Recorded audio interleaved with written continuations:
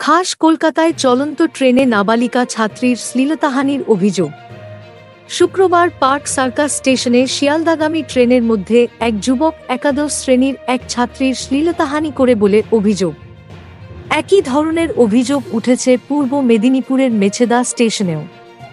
সেখানে এক তরুণীকে মায়ের সামনে শ্লীলতাহানির অভিযোগ উঠেছে। জানা গিয়েছে, শুক্রবার সুভাষ গ্রামে কোচিং সেন্টার থেকে ট্রেনে করে শিয়ালদা আসছিলেন ছাত্রীটি। ট্রেন পার্ক সার্কাস স্টেশনের কাছে পৌঁছতে এক যুবক চলন্ত ট্রেনে তার শ্লীলতাহানি করে। এমনকি নাবালিকার ফোন কেড়ে নেওয়ার চেষ্টা হয়। ঘটনাচক্রে ওই ট্রেনেই অন্য কামরায় ছিল ছাত্রীর মা ও বাবা। শিয়ালদা স্টেশনে নেমে বাবা মাকে গোটা ঘটনা জানান তিনি। এরপর জিআরপিতে লিখিত অভিযোগ করেন ছাত্রীর বাবা। তবে এই ঘটনায় এখনও কাউকে গ্রেপ্তার করতে পারেনি পুলিশ। ওদিকে পূর্ব মেদিনীপুরের মেছেদা স্টেশনে এক কলেজ ছাত্রীর শ্লীলতাহানির অভিযোগ উঠেছে।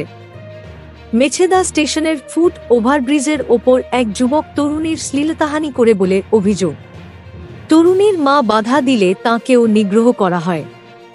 এমনকি তরুণী চিৎকার করলেও রেলের কোনো নিরাপত্তারক্ষীর দেখা মেলেনি বলে জানিয়েছেন আক্রান্ত ছাত্রী।